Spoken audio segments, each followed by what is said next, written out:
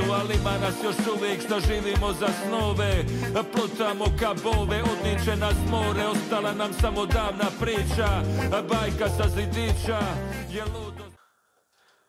Prilično nevjerojatnim se čini vijest da će Jan Mlakar ipak na kraju vjerojatno postati igrač Hajduka. Došlo je do nekakvog preokreta u posljednja 2 dana na relaciji Pisa-Hajduk, kakvog još uvijek ne znamo. Ali evo, vjerojatno ste još jučer vidjeli te vijesti, ja nisam htio do danas ništa dok to ne bude valjda 100% sigurno, i italijanski mediji su se isto tako raspisali da je to praktično gotova stvar. Mislim, bila je već 100 put gotova stvar, tako da dok ne vidimo Mlakara u bijelom dresu nećemo vjerovati. Ali da, nešto se promijenilo, je li Gattuso zaprijetio Inzagiju da će mu doći u Pizu, to ne znamo. Ali od idućeg tjedna Jan Mlakar bi trebao postati novi igrač Hajduka. I tako će Hajduk se izgledno pojačati s 2 igrača u ofenzivnom dijelu. Dakle, osim Rusina, tu će biti i Mlakar. Ja ostajem pri svome da stvarno ne bih s Pizom nikakav više posao imao nakon što su nas 20 dana vrtili kao budale. A i ova 2-3 dana što se očito nešto promijenilo, isto ulazi u ovaj dio da nas vrte kao male majmune, ali očito će ta priča dobiti sretan završetak, prvenstveno za igrača koji ima veliku želju se vratiti u Hajduk. O Mlakaru, mislim, nema više što puno reći po pitanju Mlakara, to ćemo o taktici govoriti kad postane službeno igrač Hajduka.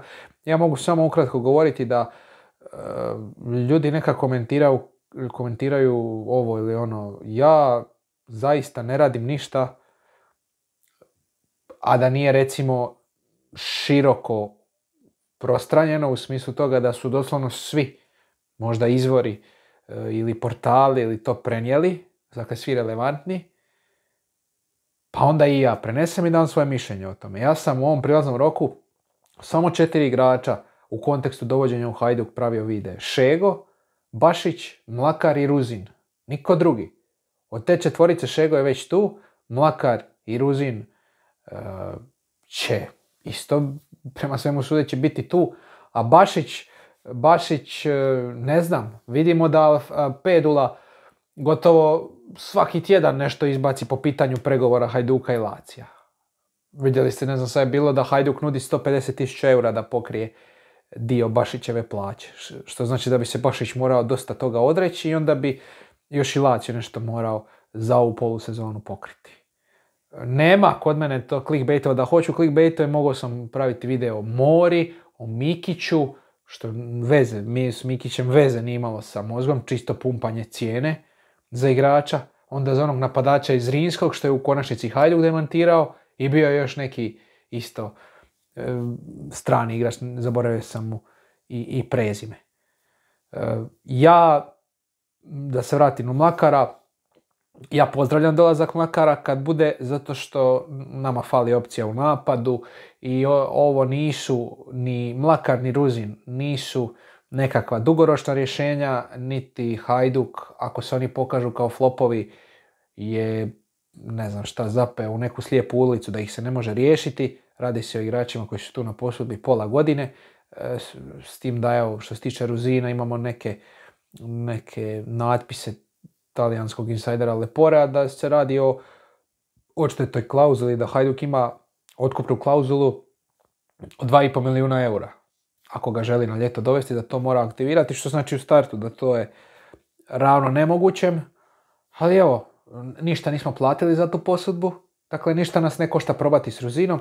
Mlakar je malo drugačija situacija, čini se da onaj dio ostaje kako je prvotno dogovoreno, to je 150.000 eura odštete, 50.000 eura bonusa ukoliko Hajduk osvoji ligu, plus pokrivanje plaće. Mlakar je dosta skuplji igrač, što znači da bi ga se trebalo onda gledati iz te pozicije, da onda mora dati više nego, na primjer, Ukrajinac Ruzin.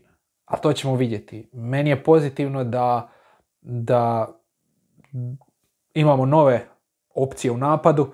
O Ruzinu mogu ja reći što je on profilno i ostalo, ali meni to ništa ne znači dok ja ne vidim u Hajduku i kako će on odigrati prvih par utakmica. S druge strane, za Mlakara gledali smo ga, znamo kakav je igrač i na temelju tog iskustva iz Hajduka Ja mislim da on nama može biti pojačanje. Ok, Zapa je u Pizi, ne ide u Pizi. Dobro. I ovaj Ukrajinac isto je u Zori Luganski imao sjajnu epizodu, ne ide ga u Championshipu. Mlakara ne ide u seriji B. Ha, bože moj. Ali ni jedan ni drugi nisu neka ekstra investicija. Nismo platili milijune za njih. Ali dobro, možda neku širu sliku prelaznog roka ćemo dati kad on završi. I dati konačnu ocjenu Vitaliju. I to je to. Evo. O Vitaliju, o konačnici, kažem, sudit će je ovaj prelazni rok, ali ne samo ulazni transfer, već i izlazni transferi. Meni je bitno da, evo, mi ćemo praktično ono što se godinama zazivalo, će prelazni rok biti pod navodnicima već kompletiran, a da prvenstvo još pravo nije ni počelo. Dobro, protiv Slaven Belupa nećeš imati na raspolaganju Ruzina i Mlakara, ali već protiv Lokomotive hoćeš. Dok smo, na primjer, prošle prelazne rokove čekali da nam se možda otvori neka top šansa na tržištu i onda smo čekali zadnje dane prelaznog roka, pa su i navijači bili ljuti na to. Isto je malo i nezahvalno, dio navijača traži našu djecu, ne želi strance, a dio od Vitalija traži igrače iz Tekice, da vidimo sad kojeg on može stranca ubosti i slično. Pa vidjet ćemo sad na primjeru ovog Gruzina o čemu se tu radi. Skauti tvrde da je ono što ih je kod njega očaralo je brzina. Velika brzina, moć ponavljanja i valjda je jak na lopti. Pa ćemo vidjeti je li to istina. Malo sam sad pobrkao dosta toga jer o Mlakaru stvarno nemam šta novo reći. O njemu u kontekstu ekipe ćemo govoriti kad službeno postane igrač Hajduka. Ali evo, meni je drago da će se ovo privesti kraju, da će Mlakar zaigrati za Hajduk. Nije mi u isto vrijeme drago što smo nastavili te pregovore s Pizom zato što u najmanju ruku nisu bili korektni. Ali evo, to je nogomet i u nogometnim transferima ima valjda 100 promjena. 100 promjena, vidjeli smo to i u Hajduku, na primjeru Mufija. Prošlo ljeto Mufi bio pred potpisom, došao u Split, odjednom nestao i otišao iz Splita da bi se nakon par dana vratio u Split i potpisao za Hajduk. Sve je to nepredvidivo i mijenja se iz dana u dan. I sutra Mlakar, evo, isto, ne možeš reći da je 100%, sutra Mlakar će vjerojatno biti na klupi Pize protiv Salernitane, ne daj Bože da uđe, ozljedi se ili ne daj Bože da se neki još napadač ozljedi, vjerojatno će se onda stopirati i onda će se opet pizditi kao di je Mlakar. A sve je moguće, ali evo, u ovom momentu opet sve vodi prema tome da će Mlakar postati igrač Hajduka ponovo na posudi. Pa vidjet ćemo.